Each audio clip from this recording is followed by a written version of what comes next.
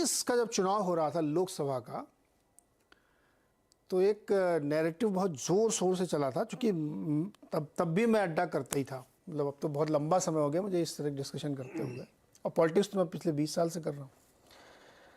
तब लोगों ने गडकरी जी का नाम उछालना शुरू कर दिया था और ये कहा था कि अगर ऐसी परिस्थिति बनी कि 150-200 सीटें ही आ पाई तो गडकरी जी के नाम पर जुटाया जा सकता है बहुमत, और बहुत स्ट्रांग नैरेटिव से बनाने की कोशिश की गई थी। लेकिन परिणाम उसके बहुत उलट आए।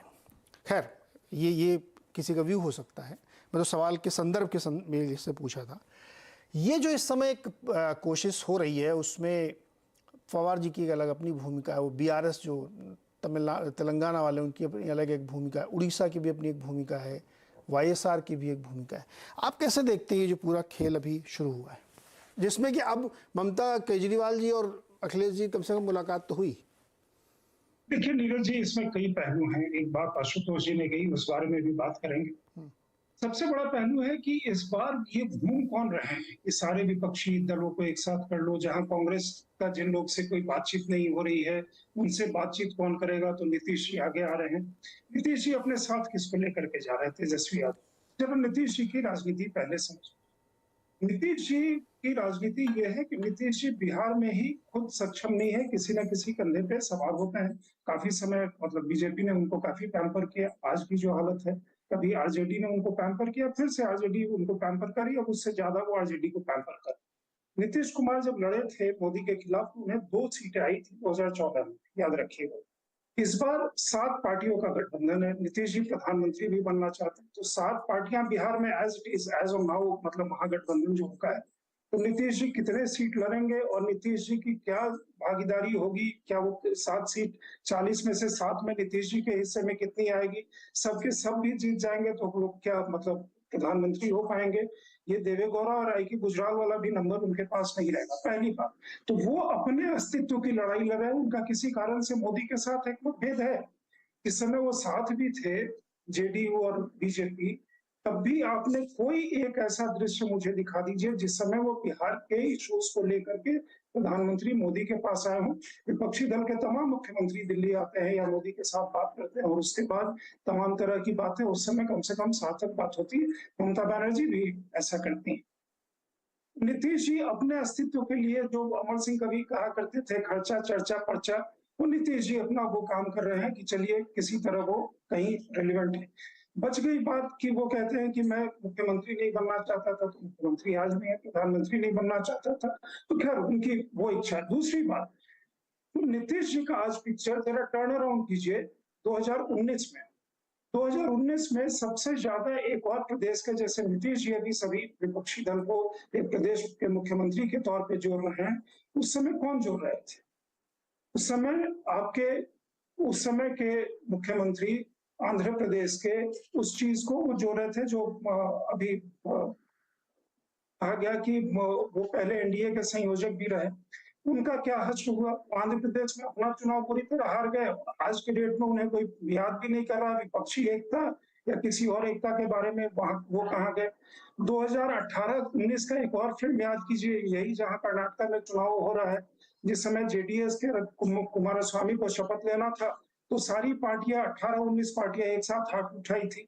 उसके बाद बंगाल में कलकत्ता में जाकर के सारी पार्टियां एक साथ हाथ उठाई थी। उसके बाद क्या हुआ वो आपको पता है।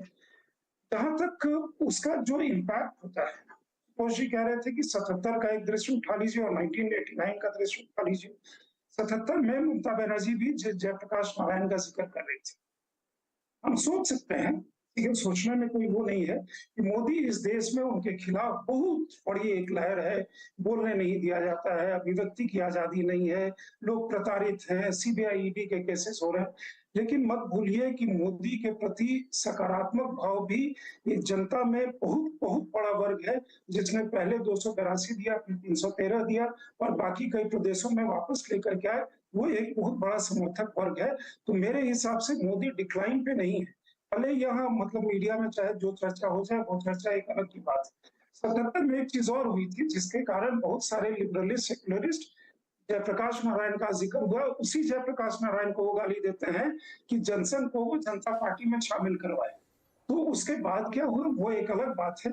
उसके बाद अगर आप देखिएगा तो एक पोल पोजीशन किसी भी विपक्ष के खिलाफ, पक्ष या विपक्ष के खिलाफ तैयार होता है। 89 में वीपी सिंह का वो जो दौर आया था, उस समय मैं दिल्ली यूनिवर्सिटी का स्टूडेंट था और मैं देख रहा था कि किस तरह का वो दो चीजों पर आधारित था, एक मंडल और दूसरा बोफोर्स।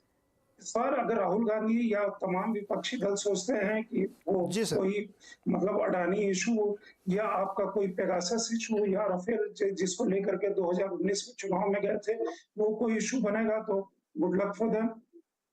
दूसरी चीज ये है कि आप अगर ये पूरी कवायद देख लेंगे तो अपोजिशन स्ट्रांग कहाँ पे है। ममता बनर्जी के खिलाफ कांग्रेस और लेफ्ट बंगाल में पिछला चुनाव लड़ चुकी। ममता बनर्जी थम्पिंग मेजोरिटी के साथ आई वापस जीत करके, लेकिन साथ बीजेपी का भी वहां पे काफी ग्राफ बढ़ा, इसको मत भूलिए। आज के डेट में वहां प्रमुख विपक्षी दल जो है वो बीजेपी है और कांग्रेस शून्य पे गई और लेफ्ट का भी मतलब वो सिमट करके रह गई। अभी त्रिपुरा में कांग्रेस और लेफ्ट दोनों साथ में। जी संजय जी, कर्नाटक में भी सर इसमें संजय सर इसमें एक बहुत महत्वपूर्ण चीज जो एक सेकंड नीरज जी, हाँ आप देखिए मजबूत कहाँ है। जैसे टीआरएस वो घनघोर एंटी कांग्रेस है, टीआरएस अपने ही डाउन स्ट्राइक में है। जगन मोहन रेड्डी स्ट्रॉन्ग विकेट पे है, जगन मोहन रेड्डी इसकी बात नहीं कर रहे। उड़ीसा में नवीन पटनायक स्ट्रॉन्ग फुटिंग पे है, वो इसकी बात नहीं कर रहे। एक डीएमके को अगर आप छोड़ दीजिए तो कोई भी विपक्षी एकता वाला जो दल है उसमें कोई ऐसा नहीं है। और दूसरा चीज है, कांग्रेस एक सिमटती हुई पार्टी है, वो पोल पोजीशन पे खड़ी नहीं हो सकती। ये अगर अरविंद केजरीवाल जी संजय सर, ये वाला सवाल जो है ना, ये इसीलिए हमने दो ऑप्शन शुरू में रखे थे कि ये किस प्रकार का संगठन बनने की तैयारी है। अगर ये थ्योरी मान लीजिए है कि जो जहाँ स्ट्रांग है, ममता जी बंगाल में, जगन जी आंध्रा में, अखिलेश जी उत्तर प्रदेश में, तो जहाँ कांग्रेस अपने को मानती है, विपक्षी दल मानते हैं कांग्रेस जहाँ मजबूत है, उत्तर प्रदेश में तो खैर है ही नहीं, राजस्थान में, मध्य प्रदेश में, छत्तीसगढ़ में या हिमाचल गुजरात में, अगर इनमें ही खाली वो लड़ेगी तो उसको मौजूदा सीट से ज़्यादा थोड़ी मिलेंगी। अगर हम गणितीय प्रायिकता में जाएं तो उसका क्या लाभ है ये संगठन बनवा के, उसको क्या फायदा होने वाला है। इसका जवाब राजनीतिक दलों को सोचना पड़ेगा, देना पड़ेगा। लेकिन हम तो आप लोगों को इसलिए सब समझना चाहते हैं कि इसमें एक बड़े प्लेयर हैं। छोटे छोटे जवाब दीजिएगा। रामकृपाल जी, ये पवार साहब का गेम प्लान क्या है, ये क्या करना चाह रहे हैं? नीरज जी, पवार को मैं एक प्रैक्टिकल मानता हूं। जो उन्होंने बात कही है हाँ। उसमें बहुत दूर तक नहीं जाता हूं। और पवार जी जो हैं वो निश्चित तौर पर काफी लंबी पारी उन्होंने खेली है और देखिए वो भविष्य में एक बीजेपी की तरफ जाएंगे, फलाना की तरफ जाएंगे। आज उन्होंने किया, मैं उस पर नहीं। मैं दो बातें कहता हूं। एक बात बार बार ये कही जाती है कि विपक्षी एकता की गाड़ी जब जब इकट्ठा हुई है वो चली है, लेकिन वो चल करके आगे अपने गंतव्य पर पहुंची कि नहीं, इसका कोई नहीं देता। 77, 89 और उसके बाद जितना भी है, जैसा कि हमारे अभी मित्र कह रहे थे कि पूरे आजाद हिंदुस्तान में 6 प्रधानमंत्री गैर भाजपाई, गैर कांग्रेसी हुए। 6.5 साल चले हैं टोटल।